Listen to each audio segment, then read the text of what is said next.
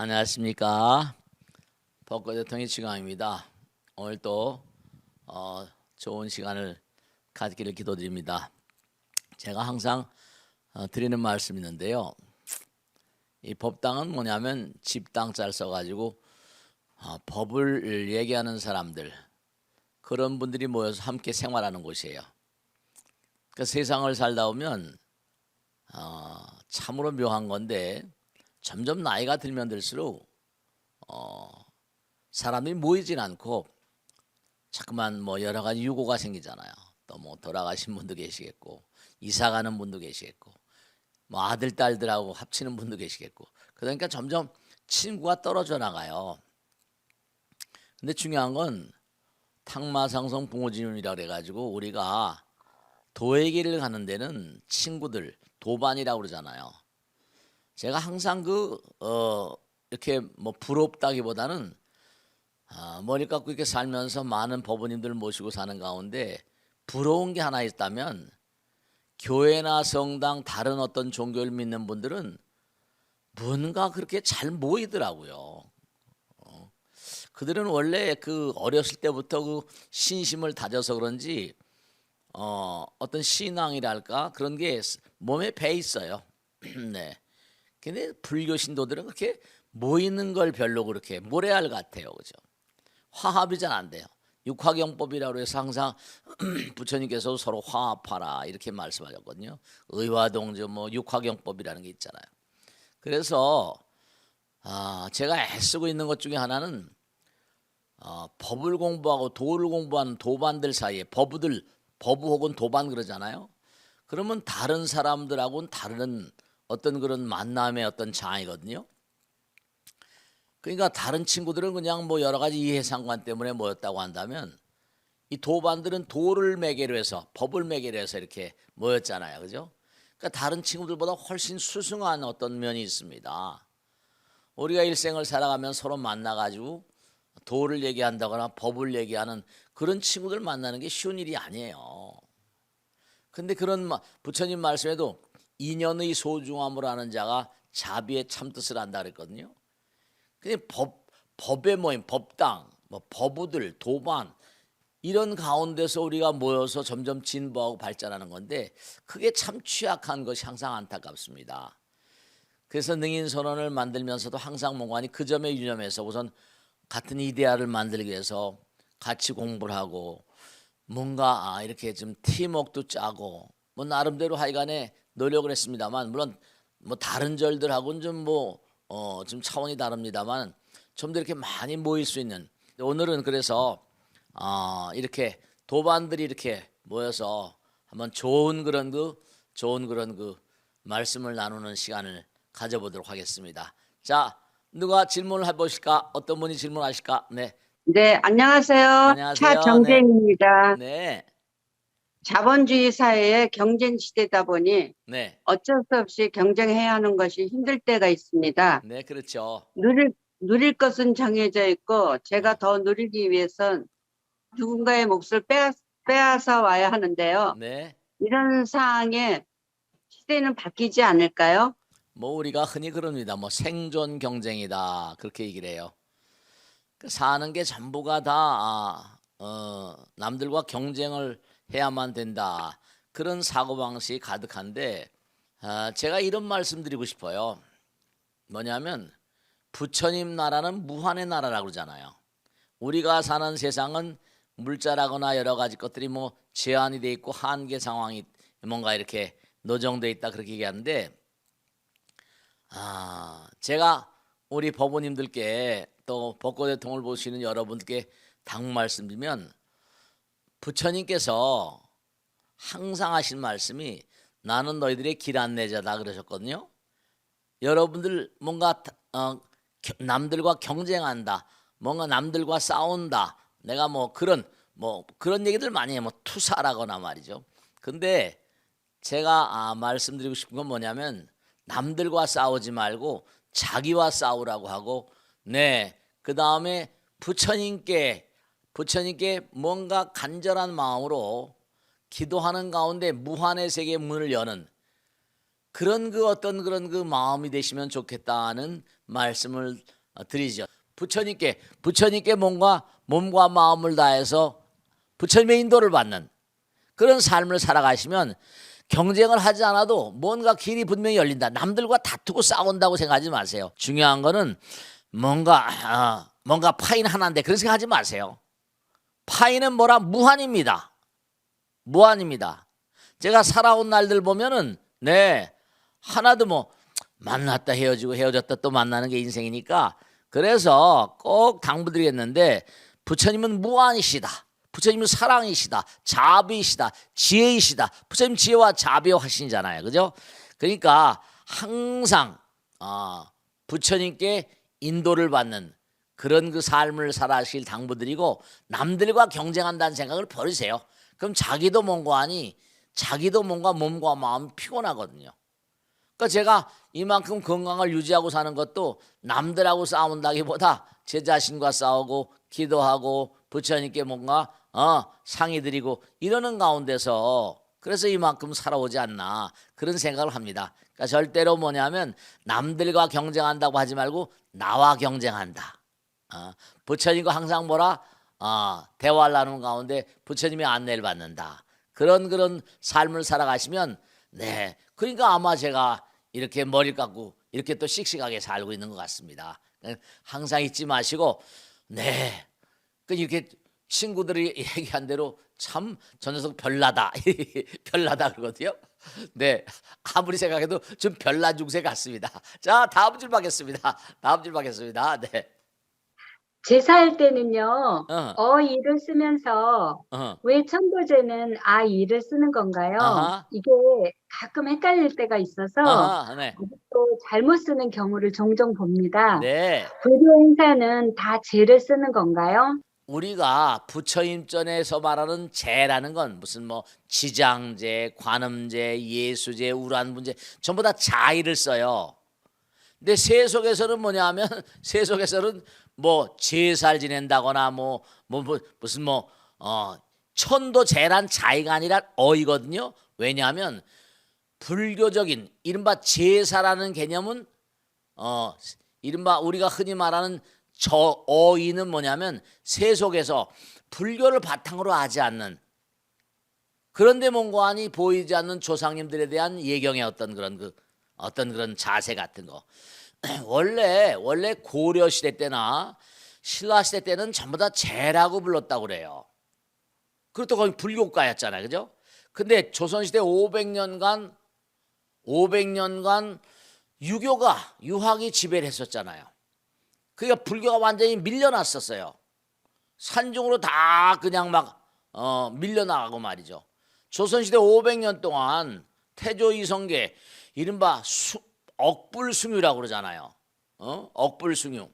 사실은 물론 고려시대 때도 그렇고 신라도 마찬가지입니다만은 조선시대 때 유학은 뭐냐면 불처님을 뭔가니 완전히 배제하는 정치, 경제, 사회, 문화 모든 부면에서 그래서 산중으로 가 있다 보니까 세속 사람들이 그냥 조상님을 모신다는 의식은 뭐냐면 우리가 매일매일의 삶을 살면 우리가 매일매일의 삶 가운데 돌아가신 선조님들을 만나 뵙잖아요. 그러니까 제사란 말 이게 그리고 또 하나는 유학이라는 게 제사 문화가 아주 유교에선 대단히 두드러진 어떤 문화 양식이거든요.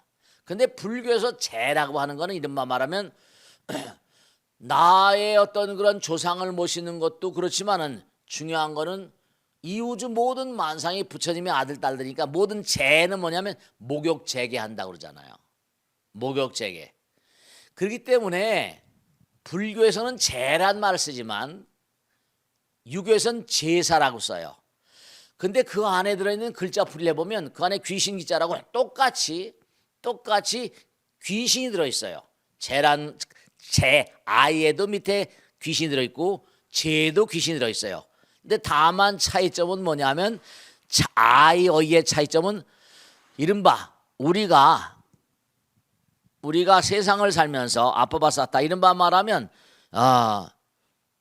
제란 말은 제사를 지내는 거기다가 몸과 불법성 3복 불법성 삼보를 모시고 그다음에 신구의 삼업계 청정, 삼업을 청정히 하는 그런 좀 차원이 다른. 그러니까 아이는 수행의 뜻이에요. 아이는 수행의 의지가 담겨 있어요. 그렇기 때문에 중요한 게 뭐냐면 유교의 제사는 이제 정성껏 뭔가 음식들을 준비했으니까 조상님들 영가님들이 오셔서 마음껏 드시고 후손을 잘 보살펴달라 뭐 이런 뜻이 들어있다고 한다면 중요한 것은 뭐냐면 아이는 불교의 불교였던 그런 그 수행의 뜻이 그 안에 담겨 있어서 꼭 우리는 무슨 지장제, 우란분제, 수륙제 무슨 뭐 전부가 다 수행의 어떤 의미가 담겨 있어요. 수행의 의미가. 그래서 이 불교의 제라고 하는 건 자비로운 마음으로 이른바 철저하게 자기를 부처님화하는 그런 수행의 의미가 담겨 있다. 이런 걸 잊지 마세요. 그래서 세속에서는 제사 무슨 제사란 말로 통일이 돼 있어요, 그죠? 그리고 요즘엔 또 뭐냐면 요즘엔 이른바 흔히 세속과 이른바 법당에서 하는 게 양식이 좀 달라서 헷갈리는 분들이 계세요.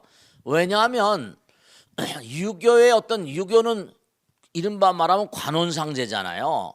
유교는 그러니까 조상님을 잘 모시고 하는 그런 이른바 제사의 어떤 의미, 조상님을 모신다는 어떤 의식의 어떤 영역이기 때문에 그러니까 나라에서도 이른바 말하면 왕의 제사를 놓고선 뭐냐면 무슨 여러 가지 사색 당파 싸움도 많이 일어나고 서로 상대방을 뭔가하니 억누르는 어떤 방편으로 제사 의식 같은 걸 뭔가 활용하기도 하고 그랬거든요. 그런데 꼭 생각하셔야 될 건 불교에서 말씀드리는 이 제라고 하는 것은 그 안에 내 몸과 마음, 신구의 삼업을 청정히 하고 그리고 내 몸과 마음을 부처님께 회향합니다 라는 의미가 들어있고 동시에 또 뭐냐면 그 안에는 내가 이렇게 회향하고 내가 이렇게 정성스러운 마음으로 제를 올리니까 조상님들이시여 여러분들께서도 이 정성스러운 후손들의 어떤 의지를 받으셔서 조상님들도 정성스러운 마음으로 수행을 하시고 왕생락하시는 그러한 어떤 그런 길을 나가십시오 하는 의지로 조상님들을 왕생락의 길로 인도하는 그런 의미도 다 포함되어 있다. 이런 말씀을 드릴 수 있어요. 그래서 절에서는 제사란 말을 쓰지 않고 제란 말을 쓴다는 걸 잊지 마시고 모든 종교들 나름대로의 어떤 종교 의식이 있어요. 그래서 유교라거나 혹은 이슬람이라거나 기독교, 가톨릭이라거나 거기도 제사장이라는 말을 써요. 제사장. 성경에 보면 제사장이라는 말 나오죠. 네, 그때 제사장 할 때는 우리 유교에서 쓰는 그 제자를 써요. 근데 불교는 이제 다른 종교들하고 좀 다른 것이 뭐냐면 우리는 하나라고 그러잖아요. 부처님과 하나. 그러니까 천도제라거나 이런 건 무슨 우란분제라고 하는 것은 우선 모든 제사가 부처님을 생각하고 불법성 삼보를 생각하고 신구의 삼업을 청정하게 할 것을 생각하고 그 다음에 조상님을 잘 모셔서 조상님과 더불어 영혼의 길을 간다 하는 그런 의지를 가지시고 항상 제라는 말, 우린 제사가 아니고 제란 말을 꼭 그렇게 쓰는 그런 마음의 자세를 갖췄으면 좋겠습니다. 네. 자, 다음 질문 하겠습니다. 다음 질문 누가 하실까? 질문해 보세요. 같은 문장도 어허. 시대에 따라 그 의미가 달라지고 어허. 받아들이는 그 마음과 분위기도 달라진다는데요. 왜 부처님의 말씀은 시대를 뛰어넘어 네. 지금도 우리에게 그 깊은 의미 그대로 전해지는 걸까요? 부처님께서 항상 하신 말씀은 부처님이란 존재는 어떤 존재인가 하면 영원을 간다고 그러잖아요. 법은 법성원용 무이상, 제가 언젠가도 말씀했는데 법성, 부처님이라고 하는 존재, 응관법계성이라 이런 말하면 약인용료지 삼세일체불, 응관법계성 일체유심조 이런 말하면 마음이라는 부처님 법문은 전부 다 영원성을 바탕으로 두고 말씀하신 내용이에요. 그 색즉시공 공즉색 그러잖아요. 그러니까 우리가 얘기를 하는데 대체로 우리는 뭐냐면 얘기를 할 때 어떤 얘기를 하는 거 아니? 자기의 이익을 바탕에 깔고 얘기를 해요. 자기의 이익을 바탕으로 이른바 이익과 손실이라거나 이른바 손해와 이익의 개념에 따라서 유리하냐 불리하냐. 그러니까 그게 세월이 흐르면 그와 같은 내용의 얘기들은 전부 다 쓰잘데가 없어지는 거죠. 흘러가 버리는 거예요. 근데 중요한 거는 부처님 말씀은 이해상관을 떠난 거거든요. 부처님은 무슨 이익을 바라겠어요. 부처님은 무량한 존재들을 영혼의 세계로 이끄는 안내자 역할을 하신 분이니까. 그러니까 부처님 말씀이라고 하는 것은 어떤 내용인고 하니 시간과 공간을 떠난 내용들이에요. 그러니까 흔히 그런 얘기하죠. 물론 우리가 사는 여기도 바로 영혼의 한 시점이고 영혼을 흘러가는 어떤 그런 그 내용이에요. 내용인데 중요한 건 뭐냐면 부처님 말씀 따라서 우리가 사는 세계는 시간 속의 세계다. 이른바 흔히 말하듯이 세속적인 어떤 그런 측면, 사바세계 어떤 시간 속의 세계다. 이렇게 뭔가 말씀을 드린다고 한다면 시간 속의 세계는 전부 다 유한적인 존재들이 살아가는 거예요. 유한적인 세계들이 살아가니까 그들의 어떤 치수 같은 그들의 잣대는 전부 다 뭐라? 유한을 바탕으로 하니까 그 한계가 지나가 버리면 또 소용이 없는 거예요. 근데 부처님은 어떤 존재냐? 부처님은 이른바 말하면 시간 밖의 존재예요. 시간 속의 세계를 살면서 부처님은 시간을 떠난 존재란 말이에요. 이른바 영원이란 개념을 여러분이 어떻게 생각하시는 거예요? 영원이란 개념은 이른바 말하면 우리가 사는 유한의 세계에서는 영원이란 말을 쓸 수가 없어요. 무한의 세계. 그러니까 시간 속의 세계는 유한의 세계지만 시간 밖의 세계는 뭐라? 무한이에요. 시간 밖의 세계는 무한이기 때문에 그런 얘기 하잖아요. 그죠? 부처님은 사랑이시다, 자비이시다, 지혜이시다. 왜냐? 사랑은 영원하다. 진리는 영원하다 이거예요. 그럼 영원이라는 게 바로 어떤 개념이냐? 물론 우리가 사는 세계도 영원의 위실력이 작용해요. 영원은 현실과 뭔가 비현실을 초탈하는 해탈자의 세계니까요. 그러니까 부처님께서 뭔가 말씀하신 내용들은 시간성 속에 사는 존재들에게 말씀하신 내용이지만 비시간적인 시간을 떠나버린 그런 걸 우리는 불교에서는 해탈이라는 말을 써요. 해탈자적인 관점에서 말씀하신 내용이기 때문에 수천 년 전에 가르치면 지금도 생생하게 살아있는 거예요. 그런 걸 영혼이라고 불러요.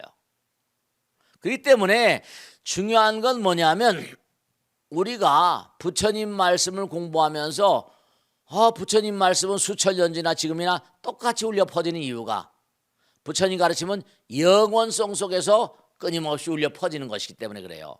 그러니까 시대를 뛰어넘는 거예요. 항상 우리가 잊지 않으셔야 될 게 왜 금강육이 나와요? 겐지스강의 모래알같이 많은 삼천대천 세계를 칠보로 가득 채워서 보시하는 것보다 부처님 말씀 한 말씀을 보시하는 게 더 가치가 크다. 그런 얘기가 많이 나오잖아요. 그죠? 왜 그럴까? 이른바 말하면 항아사의 겐지스강의 모래알같이 많은 칠보라 하더라도 그 세월이 지나면 뭐라? 사라지는 거예요. 근데 부처님 말씀 뭐라? 시간 밖의 세계. 이른바 무한적인 무한자적인 어떤 말씀이기 때문에 부처님 말씀이라는 건 그런 칠보, 다이아몬드 이런 거하고는 관계가 없는 거예요. 차원이 다른 거예요. 차원이 다르기 때문에 그래서 부처님 말씀은 지금도 생생하게 살아서 영원무궁하게 흘러갈 것이다. 이런 말씀을 드릴 수 있어요. 그렇기 때문에 불교는 항상 뭐냐면 불교는 항상 이른바 시간성 속에 존재하기도 하지만 시간을 뛰어넘는 세계. 그래서 끊임없이 변해가는 세상에서 변하지 않는 것, 그것은 우리 마음 가운데 있는 불성이에요. 그러니까 항상 부처님의 가르침은 영원히 빛납니다. 그럴 수밖에 없는 게 우리가 사는 세상은 시간의 세계, 시간 속의 세계고 부처님 말씀은 시간 밖에 영원을 가는 색즉시공의 세계입니다. 그래서 항상 부처님 가르침은 영원을 가는 광명이에요. 그래서 부처님 말씀을 같이 항상 모시고 생활하게 되면 우리의 삶은 항상 영원한 광명, 법성 광명, 지혜 광명, 자비 광명 그러잖아요. 무량광 그렇게 생각하시고 항상 부처님 말씀을 벗삼아 살아가는데 정말 인색하지 마세요. 몸과 마음을 다해서 항상 부처님 가르침을 뭔가 마음의 중심에 두고 열심히 정진하시면 여러분들의 삶은 어려운 가운데도 절대로 뭐라? 네, 빛의 세계로 인도를 받습니다. 아시겠죠? 오늘도 함께해 주신 여러분 정말 감사합니다. 다음 주에 또 뵙겠습니다. 대단히 감사합니다. 고맙습니다. 마치겠습니다.